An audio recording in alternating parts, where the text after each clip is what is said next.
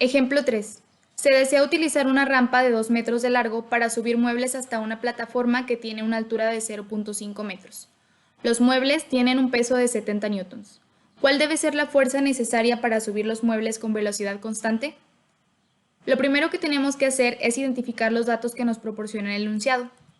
Tenemos que el peso de los muebles es de 70 newtons, el largo de la rampa es de 2 metros y el alto de la plataforma es de 2 metros. Para poder resolver este ejercicio necesitamos imaginarnos la rampa. Generalmente tienen una forma de triángulo. Entonces, sobre esta rampa colocamos los muebles que queremos subir. Nos dicen que el largo de la rampa es de 2 metros y que el alto de la plataforma a la que quieren subir los muebles es de 0.5 metros. Por lo tanto, la rampa tiene que tener una altura de 0.5 metros. Como es una superficie inclinada, tenemos que poner nuestro sistema de coordenadas también inclinado o rotado. Entonces ponemos aquí nuestro sistema de coordenadas. Sobre el eje X es sobre donde se va a desplazar la carga. También dibujamos del otro lado nuestro diagrama de cuerpo libre y tenemos los ejes X y Y también rotados de la misma manera que la rampa y tenemos nuestro objeto de estudio que son los muebles justo en el centro. Ahora vamos a trazar los vectores de desplazamiento y de fuerza. Si nosotros queremos desplazarnos a través de la rampa, ¿hacia qué lado va a ir el vector de desplazamiento? Bueno, va a ir hacia arriba de X, es decir, hacia la derecha de X, por lo tanto tenemos aquí nuestro vector de desplazamiento igual a 2 metros. Si nosotros queremos subir esa carga, tendríamos que emplear una fuerza, y la fuerza tendría que ser forzosamente en la misma dirección que el desplazamiento. Ahora, estos dos vectores no están formando ningún ángulo porque son paralelos, por lo tanto tendríamos un ángulo igual a 0. Aquí todavía no terminamos con los vectores de fuerzas porque la carga tiene un peso de 70 newtons y recordemos que el peso siempre va directamente hacia el centro de la Tierra, por lo tanto dibujamos su vector. En el caso de las superficies inclinadas es ideal que trabajemos con el dibujo de la superficie inclinada, que en este caso es una rampa, y con el diagrama de cuerpo libre. Esto se debe a que en el dibujo de la rampa vamos a poder visualizar algunos datos o alguna información que en el diagrama de cuerpo libre no vamos a poder ver. Ahora que tenemos nuestro diagrama de cuerpo libre nos podemos dar cuenta que el vector W no está tocando ninguno de los ejes, es decir, no está sobre X ni está sobre Y. Entonces, ¿qué sucede con este tipo de vectores? Bueno, cuando no toca ninguno de los dos ejes, tiene componentes en ambos ejes. ¿Qué quiere decir esto? Que W va a tener componentes en X y en Y. ¿Cómo se le llaman a estos componentes? Se le llama componente del peso en X y componente del peso en Y.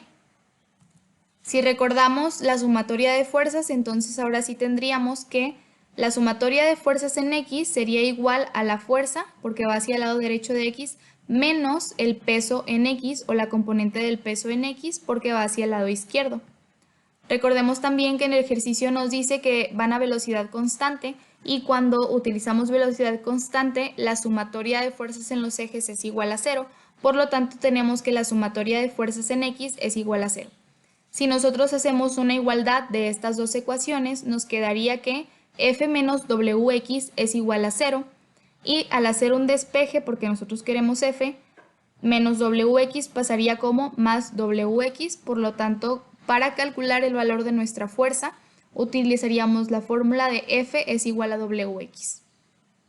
Ahora la cuestión es que nosotros no conocemos el valor de WX, lo tenemos que calcular.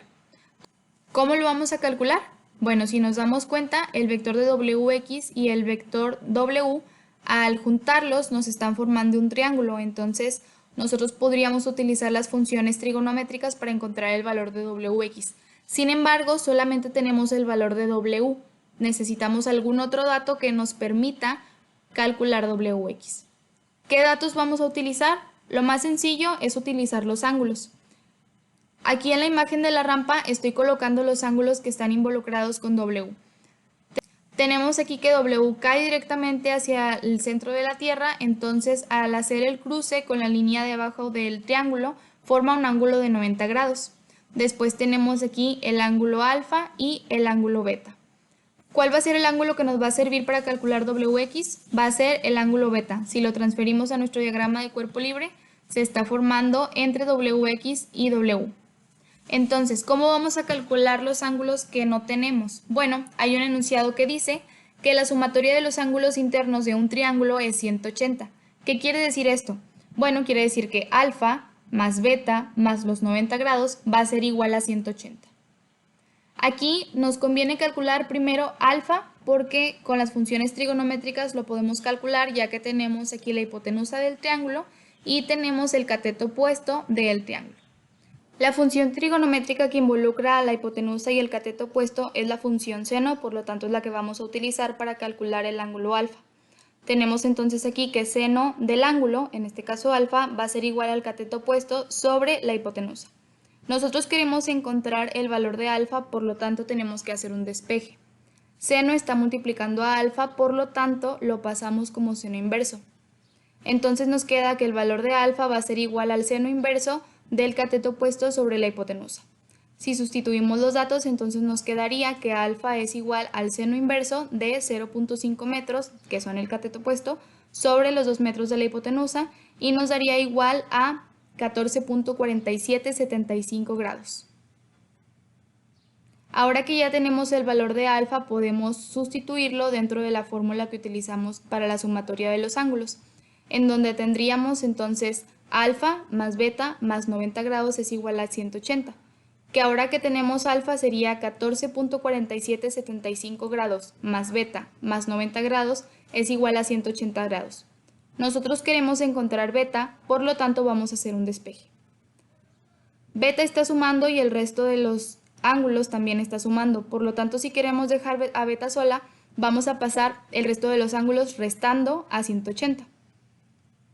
Al sustituir estos datos en la calculadora nos quedaría entonces que beta tiene un ángulo de 75.5225 grados.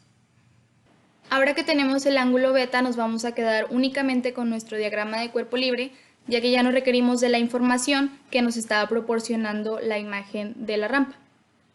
Lo que vamos a hacer a continuación es extraer los vectores en los que estamos interesados juntamente con su ángulo.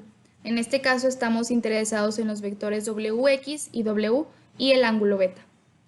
Los extraemos y trazamos una línea para darnos cuenta que es un triángulo rectángulo en donde beta es igual a 75.5225 grados, WX en este caso es el cateto adyacente y W es la hipotenusa. Para calcular el valor de WX podemos hacer uso de las funciones trigonométricas. Como en este caso tenemos cateto adyacente e hipotenusa, la función trigonométrica que nos sirve sería coseno. Tenemos entonces que coseno del ángulo es igual a cateto adyacente sobre hipotenusa. Pero como ya sabemos que WX es igual a cateto adyacente y W es hipotenusa, podemos sustituir estos datos. Entonces tendríamos que coseno del ángulo beta es igual a WX sobre W. En este caso nosotros queremos encontrar WX, por lo tanto tenemos que realizar un despeje. W está dividiendo, por lo tanto la pasamos multiplicando. Nos quedaría que coseno de beta por W es igual a WX. Ahora sustituimos los datos y nos daría que WX es igual a coseno de beta, que tiene un valor de 75.5225 grados, por W, que tiene un valor de 70 newtons. Nos quedaría entonces que WX es igual a 17.49 newtons. Cuando realizamos la sumatoria de fuerzas en X, obtuvimos un despeje en el que quedaba que F es igual a WX. Por lo tanto, F será igual a 17.49 newtons. ¿Cuál es la interpretación de este ejercicio? Se requiere una fuerza de 17.49 newtons para subir una carga de 70 newtons a través de una rampa de 2 metros de largo y 0.5 metros de alto.